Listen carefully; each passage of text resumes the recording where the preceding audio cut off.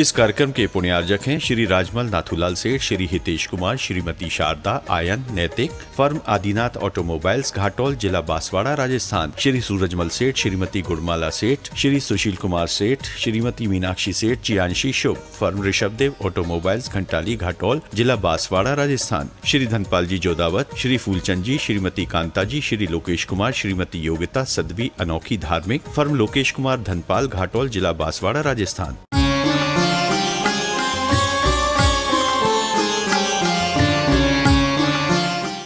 धर्म स्नेही भव आत्माओं, जिनेंद्र भगवान की वाणी कैसी है?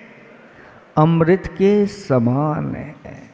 तो किसी ने कहा कि समुद्र मंथन हुआ था, उस समुद्र मंथन में बहुत सारे वस्तुएं निकली थीं, अनेक रत्न निकले थे। लोक में ऐसी किंवदंती है, ये आगम की बात नहीं है, क्योंकि समुद्र का मंथन करना सबके बस की बात नहीं, और वो भी मेरू पर्वत को मथानी बना करके, और शेषनाग को रस्सी बना करके, और मथने वाले भी देवगण। ऐसा अगर करें तो फिर भी संभव है, लेकिन ऐसा कभी होता नहीं, क्योंकि जो वस्तुएं अचल होती हैं वो अचल ही रहती हैं। जैसे प्रश्नोत्तर रत्नमालिका में कहा था कि मेरू के समान अथवा कुलाचलों के समान अचल रहने वाले कौन हैं? तो सत्पुरुष। मेरू आदि कुलाचल पर्वत हमेशा अचल रहते हैं, इनको उखाड़ करके ले जाना शक्ति तो है। देवों के पास ऐसी शक्ति होती है कि पूरे के पूरे जम्बूद्वीप को भी उखाड़ दें, लेकिन कुलाचल पर्वत वही कहलाते हैं जो हमेशा अचल रहते हैं। जैसे तरंगे होती हैं समुद्र में, वह तरंगे क्या करती हैं? उस समुद्र में जितना कचरा होता है सबको, ऐसे ही संसार में मिथ्यास रूपी मल का जो कचरा होता है उसको ये तरंगे, कौन सी तरंगे? सप्त भंगी तरंगे। और जिसमें फल नहीं लगते तो वहाँ पर उसकी शोभा नहीं होती। वृत्ति मनुष्य पर जन्म में इष्ट फल को प्राप्त होता है। इसलिए कहना पड़ता है कि इस जीव का वृत्त से बढ़कर कोई भाई नहीं और अवृत्त से बढ़कर कोई शत्रु नहीं। इष्टोपदेश पढ़ रहे हैं, दोपहर में लोग आते हैं, उसमें एक श्लोक आता है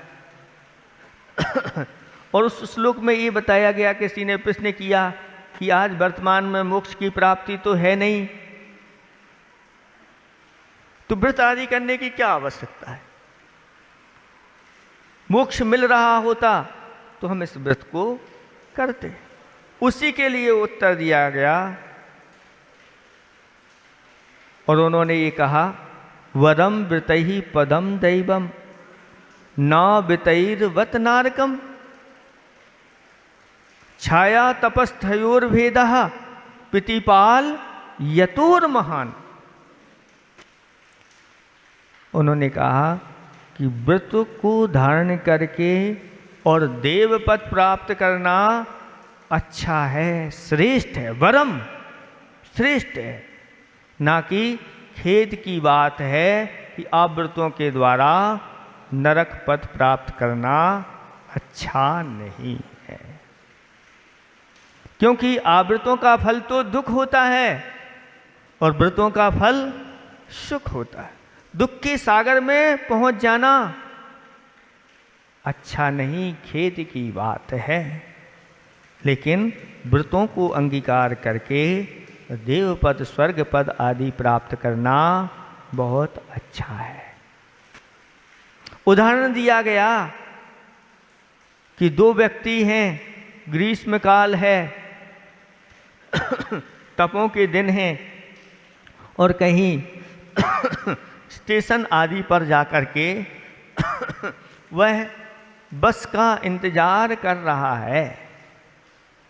एक तो बाहर खड़ा हुआ धूप में इंतजार कर रहा है, और एक एसी में बैठ करके ऐसे रूम में वह आराम कर रहा है। और जैसे ही बस आएगी वो निकल करके बस में बैठ जाएगा। और ये जो यहाँ पर लू चल रही है, खड़ा हुआ है, ये अनेक प्रकार के कष्ट उठा रहा है, और अगर लू लग गई तो फिर यात्रा नहीं हो पाएगी। इसलिए इन व्रतों को अपने जीवन में अंगीकार करो। व्रती मनुष्य के वचन सभी स्वीकृत करते हैं, परंतु व्रतहीन मनुष्य की कोई बात नहीं मानता। बड़े बड़े देवता भी व्रती मनुष्य का तिरस्कार नहीं कर पाते। व्रती मनुष्य अवस्था का अगर छोटा भी हो तो भी लोग अच्छी तरह से सम्मान के साथ उसको आगे करते हैं। आज यहाँ परंपरा नहीं है, विदेश क्षेत्र में 8 वर्ष के हो गए और वह उस बालक के लिए सम्यक की प्राप्ति हो जाती है, और वह अपनी बुद्धि लगा करके वैराग्य को धारण करके दीक्षा धारण कर लेता है। और अगर ध्यान लगा लिया और 8 वर्ष अंतर्मुहूर्त के बाद केवल ज्ञान की प्राप्ति हो गई। अब छोटे बालक हैं, लेकिन कैसे हैं? बालक नहीं, अब वो संयमी बन गए हैं, केवल ज्ञानी हो गए हैं। अब ऐसे केवल ज्ञानी को बड़े बड़े उम्र के लोग धोख देते हैं, नमस्कार करते हैं। तो छोटी उम्र का भी अगर कोई बालक व्रत धारण कर लेता है तो इन दद्दाओं से भी वह बड़ा हो जाता है। और प्रतिदिन आपके लिए एक माला सुबह, एक माला दोपहर में और एक माला शाम को किसकी करना है? 10 लक्षण धर्म की माला करना। जिस दिन जो धर्म होगा उस धर्म की माला करना है। और नमोकार मंत्र की माला तो अनिवार्य है ही सभी लोगों के लिए, तो एक माला वो करना है। और लोगों की जिनकी भावना हो तो और मालाएं भी कर सकते हैं। इन मालाओं को प्रतिदिन आपको करना है। इसी प्रकार से सुबह का हो जाएगा, दोपहर में भी आप लोग सामायिक करना चाहें तो दोपहर में भी आप माला फेर करके सामायिक कर सकते हैं। और शाम को भी यहाँ सामायिक, सामूहिक रूप से सामायिक आपकी होगी, वो भी आप इसमें शामिल करके कर सकते हैं। और प्रतिक्रमण भी शाम को होगा, ये प्रतिदिन का कार्य रहेगा। पर्व में अशुद्ध सामग्री जैसे पेस्ट, पाउडर आदि से मंजन आदि नहीं करना, शुद्ध वस्तुओं से ही करना। इस प्रकार बालों की कटिंग एवं दाढ़ी 10 दिनों का त्याग कर देना। जो कुछ करना है उसके पहले ही फ्री हो जाना। पर्व में क्रीम, पाउडर, शैम्पू, लिपस्टिक आदि का त्याग करना। शक्ति जिनकी है जरूर करना इसको। और निंदा, अपशब्द, लड़ाई आदि झगड़े का त्याग, इसमें आप कॉलम में भरना। अगर नहीं कर सको तो टिक लगा देना कि नहीं कर सकते, और कर सकते तो सही का टिक लगा देना। पर्व के दिनों में नमोकार मंत्र की मालाएं तो बताई दी आपके लिए। पर्व के दिनों में एक आसन के साथ शाम को जल या दूध ग्रहण करना ये एक आसन नहीं माना जाएगा, ये 2 आसन में आता है, तो उसको लिख दें वहाँ पर। हमने इस प्रकार से किया। 10 लक्षण पर्व पर समस्त हरि का त्याग। प्रतिदिन भोजन करना तो इस प्रकार से करना कि कोई अतिथि आ जाएं हमारे यहाँ और फिर हम भोजन करें। कम से कम एक अतिथि तो हमारे यहाँ आ जाए। ऐसी व्यवस्था भी चल रही है कि कुछ बाहर से आने वाले हैं, लेकिन ज़्यादा नहीं आने वाले, बहुत कम मिलने वाले हैं। और अगर आपने बना लिया कि भैया मैं 10 दिन शुद्ध भोजन करना है, एक आध अतिथि हमें मिल जाए, तो भी आप इस प्रकार से अपनी अर्जी लगा करके ले जा सकते हैं, कर सकते हैं व्यवस्था। औषधि का दान, देखो दान में 4 प्रकार के दान बताए गए हैं, वो 4 प्रकार के दान भी आप कर सकते हैं।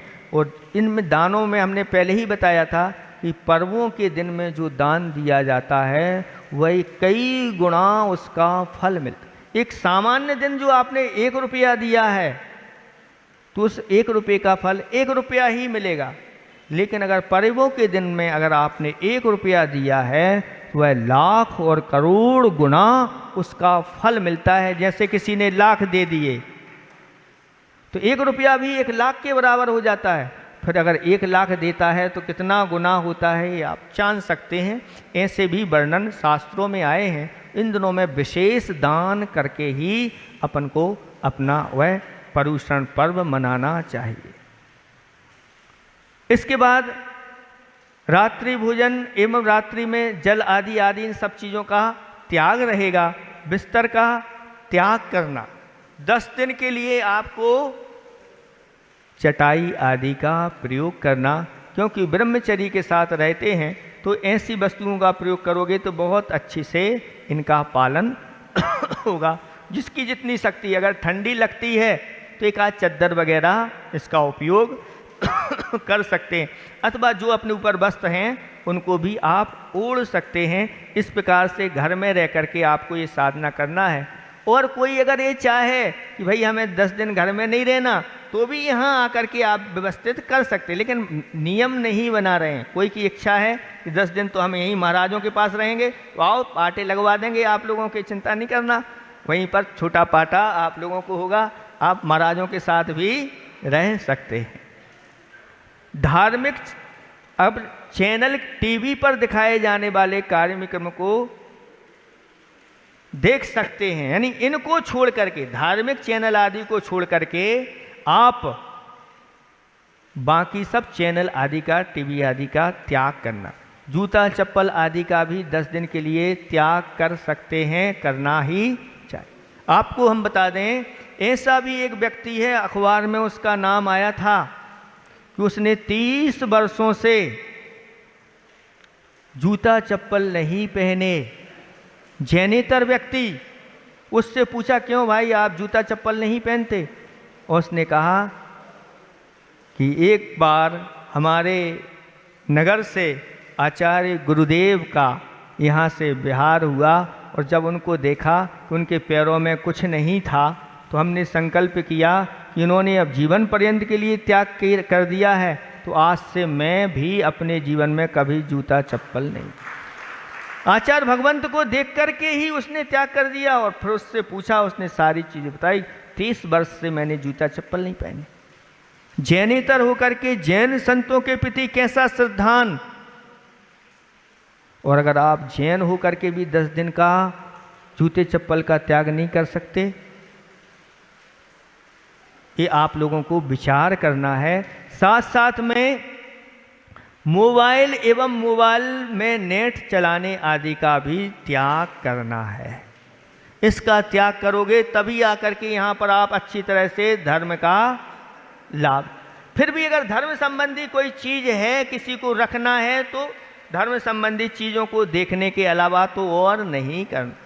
और अगर 10 दिन के लिए मोबाइल का त्याग ही हो जाए, क्योंकि यहाँ पर सब आपको देखने को मिलेगा, इसलिए वहाँ इतना समय ही नहीं रहेगा। सुबह 4 बजे से उठना है और 10 बजे तक ये सारी क्रियाएं यहाँ चलना है, आपकी व्यवस्था है।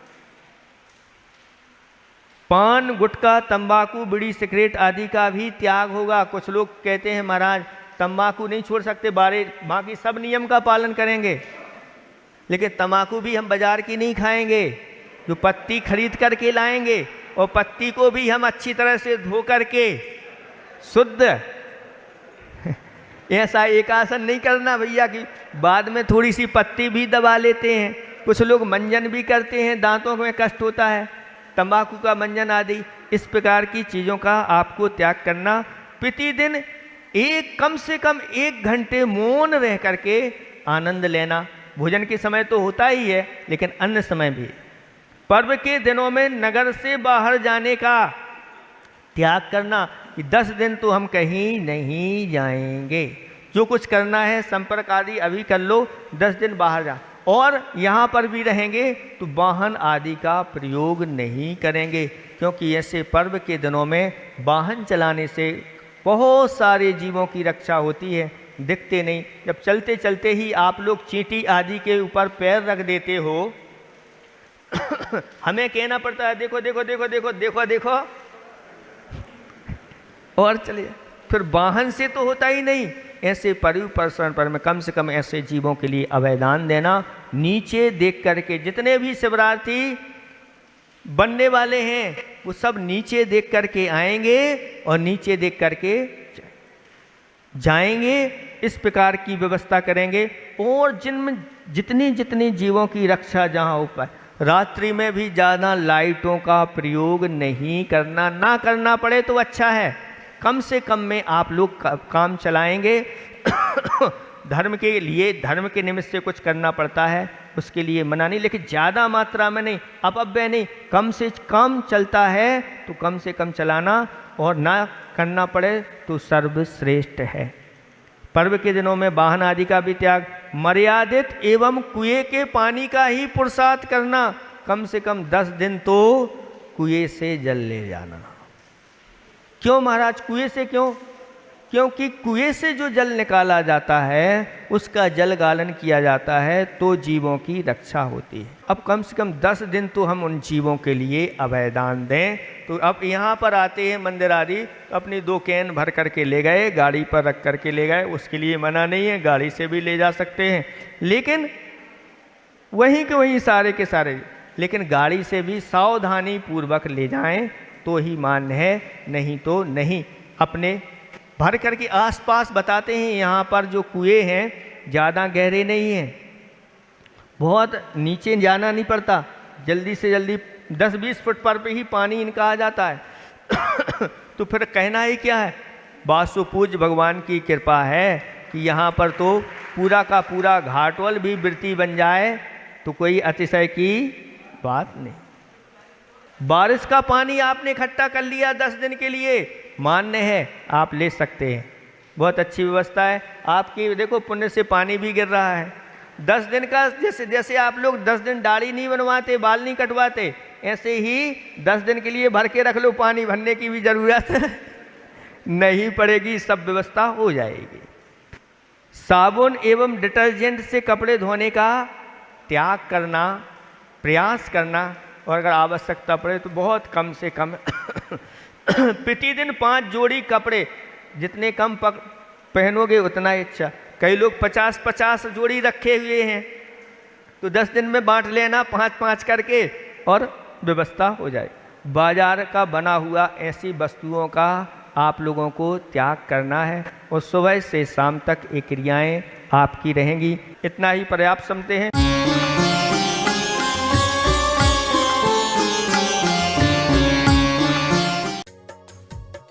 इस कार्यक्रम के पुण्यार्जक थे श्री राजमल नाथूलाल सेठ, श्री हितेश कुमार, श्रीमती शारदा, आयन, नैतिक, फर्म आदिनाथ ऑटोमोबाइल्स, घाटोल, जिला बांसवाड़ा, राजस्थान, श्री सूरजमल सेठ, श्रीमती गुड़माला सेठ, श्री सुशील कुमार सेठ, श्रीमती मीनाक्षी सेठ, चियांशी शुभ, फर्म ऋषभदेव ऑटोमोबाइल्स, घंटाली, घाटोल, जिला बांसवाड़ा, राजस्थान, श्री धनपाल जी जोदावत, श्री फूलचंद जी, श्रीमती कांता जी, श्री लोकेश कुमार, श्रीमती योगिता सदवी, अनोखी धार्मिक, फर्म लोकेश कुमार धनपाल, घाटोल, जिला बांसवाड़ा।